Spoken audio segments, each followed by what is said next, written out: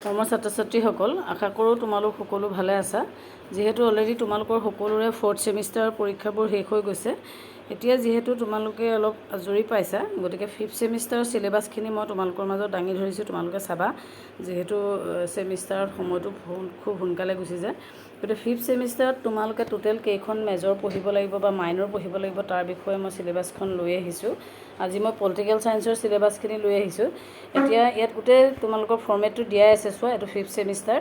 5th সেমিষ্টাৰত তোমালোকে major paper পঢ়িব লাগিব 3খন আৰু এখন পঢ়িব লাগিব মাইনৰ পেপাৰ আৰু এটা ইণ্টাৰ্ণশ্বিপ কোৰ্চ কৰিব লাগিব, আৰু য'ত তোমালোকৰ তাতো 4 ক্ৰেডিট থাকিব। টোটেল তোমালোকৰ 4খন পেপাৰৰ নিচিনাই হ'ব, আৰু তাত তোমালোকৰ 4 ক্ৰেডিটকৈ তোমালোকৰ তাত সম্পূৰ্ণ টোটেল তোমালোকৰ 20 ক্ৰেডিট থাকিব।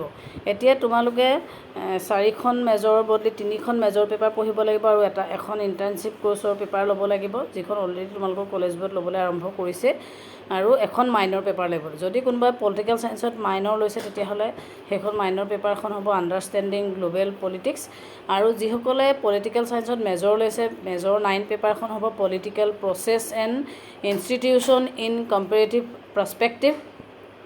10 পেপাৰখন হৈছে গ্ল'বেল পলিটিক্স, আৰু 11 পেপাৰখন হৈছে মডাৰ্ণ পলিটিকেল ফিল'চফি। গতিকে এই পেপাৰকেইখনৰ সম্পূৰ্ণ সিলেবাছ মই তোমালোকৰ মাজত দাঙি ধৰিছোঁ। তোমালোকে সিলেবাছকেইখন চাই লোৱা। এতিয়া যিখন পেপাৰ 9 পেপাৰ হয় তোমালোকৰ political process and institution in comparative perspective, এইখন পেপাৰ তোমালোকৰ 9 পেপাৰ হয়, আৰু ইয়াত টোটেল তোমালোকৰ 5টা ইউনিট আছে, আৰু 5টা ইউনিটত তোমালোকৰ 12 মাৰ্কছকৈ ভাগ কৰি দিয়া হৈছে। এতিয়া ইয়াৰ ভিতৰৰ গোটেই কনচেপ্টবোৰলৈ ভিতৰৰ যিখিনি চাব পইণ্ট দিয়া আছে সেইখিনি মই কৈ যোৱা নাই, লাষ্ট তোমালোকে মেইন ভালকৈ চাই ল'বা। Federalism, democratization, modern national state, electoral and party system, approaches to the study of the comparative politics, এনেকুৱা ধৰণে হেডিং দিয়া হৈছে, আৰু তাৰ ভিতৰত বহুত চাব পইণ্ট দিয়া হৈছে। এইখিনি তোমালোকে চাবা। আৰু ইয়াৰ পিছত মই এই পেপাৰবোৰ আগৰ CBCS কোৰ্চৰ লগত কিবা মিলে নেকি, মই মিলিলে তোমালোকক চাই লগতে কুৱেশ্যন পেপাৰো যদি কিবা ৰিলেটেড পাওঁ তোমালোকে দিবলৈ চেষ্টা কৰিম। গতিকে এইখন হৈছে তোমালোকৰ 9 paper political process and institution in comparative perspective. এখন তোমালোকে সিলেবাছখন চাই ল'বা। যদি কিবা ৰিলেটেড বুক বজাৰত অলৰেডি ওলাইছেই চাগে, তোমালোকে লৈ ল'ব পাৰা।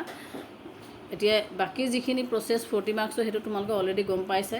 2টা 10 নম্বৰ ইণ্টাৰনেল এছেছমেণ্টৰ পৰীক্ষা হ'ব। বাকী 20 মাৰ্কছৰ তোমালোকৰ group discussion, home assignment, field work যি হয় অলৰেডি তোমালোকৰ হৈছে, গতিকে সেইখিনি গম পাইছা, সেইখিনি ইমান ডিটেইলছ নাযাওঁ। তাৰপিছত 10 পেপাৰখন হৈছে তোমালোকৰ গ্ল'বেল পলিটিক্স, এইখনো 4 ক্ৰেডিটৰ পেপাৰ, আৰু ইয়াতো তোমালোকৰ তেনেকৈ 5টা ইউনিট আছে, আৰু 5টা ইউনিটৰ পৰা তোমালোকে তেনেকৈ 12 মাৰ্কছকৈ ডিষ্ট্ৰিবিউট কৰি দিয়া হৈছে। এতিয়া ইয়াৰ মেইন কুৱেশ্যন হৈছে গ্ল'বেলাইজেশ্যনৰ ওপৰত আহিব। Globalization, competition and perspective, issues and institution in global politics, contemporary global issues 1, contemporary global issues 2, global shift, এনেকুৱা ধৰণে আছে। এইখিনি তোমালোকে নিজে চাই ল'বা। ইয়াৰ লগত ৰিলেটেড কিতাপ বজাৰত কি ওলাইছে চোৱা। এতিয়ালৈকে আমাৰ হাতত বজাৰৰ পৰা কি কিতাপ ওলাইছে গম পোৱা নাই, গম পালে তোমালোকক অতি সোনকালে জনাম। তাৰপাছত যিখন 11 পেপাৰ হয় সেইখন হৈছে মডাৰ্ণ পলিটিকেল ফিল'চফি, এইখনো 4 ক্ৰেডিটৰ পেপাৰ, আৰু এইখনতো তোমালোকৰ টোটেল 5টা ইউনিট আছে, আৰু ইয়াতো তোমালোকৰ 12 মাৰ্কছকৈ ভাগ কৰি দিয়া হৈছে। এখন তোমালোকে সিলেবাছখন চাই ল'বা, আৰু ইয়াতো একে মাৰ্কছ ডিষ্ট্ৰিবিউশ্যনটো একেধৰণেই দিয়া হৈছে। আৰু বাকী যিসকলে মাইনৰ লৈছে, মাইনৰ লোৱাৰ কাৰণে মেজৰ বেলেগ ছাবজেক্টত লৈ যদি পলিটিকেল ছায়েন্সত মাইনৰ লৈছে, তেতিয়াহ'লে মাইনৰ পেপাৰখন হৈছে আণ্ডাৰষ্টেণ্ডিং গ্ল'বেল পলিটিক্স। গতিকে এইখন তোমালোকৰ মাইনৰ হিচাপে C5 পেপাৰ হ'ব, যিহেতু এইটো 5 নম্বৰ ছেমিষ্টাৰ হ'ব। আৰু ইয়াতো তোমালোকৰ টোটেল 5টা ইউনিট দিয়া হৈছে, আৰু ইয়াত ভিতৰত সৰু সৰু চাব পইণ্টবোৰ দিয়া আছে, মই পঢ়ি দিয়া নাই, তোমালোকে চাই ল'বা। ইয়াতো তেনেকৈ 12কৈ মাৰ্কছ ডিষ্ট্ৰিবিউট কৰি দিছে, আৰু বাকী 40 মাৰ্কছৰ ছিষ্টেমটো একেটাই। 10 মাৰ্কছৰ 2টা ইণ্টাৰনেল এছেছমেণ্ট হ'ব, গ্ৰুপ ডিছকাশ্যন হ'ব, হোম এছাইনমেণ্ট হ'ব, ফিল্ড ৱৰ্কছ হ'ব, সেইটোৰ ভিতৰত তেনেকুৱা ধৰণে হ'ব। আৰু বাকী যিসকলে মেজৰ লৈছা, মেজৰ লোৱাখিনি তোমালোকৰ এখন পেপাৰ তোমালোকৰ ইণ্টাৰ্ণশ্বিপ কোৰ্চ হ'ব, তাতো 4 ক্ৰেডিট থাকিব। এইটো অলৰেডি তোমালোকৰ কলেজবোৰত অলপ জনাইছে, তোমালোকে গম পাইছাই।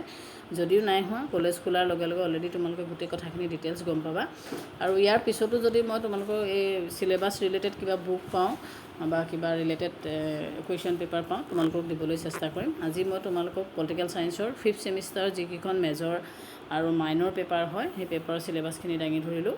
আশা কৰোঁ তোমালোকে চিলেবাছখিনি চাই অলপ আগবাঢ়িব পাৰিবা। ধন্যবাদ।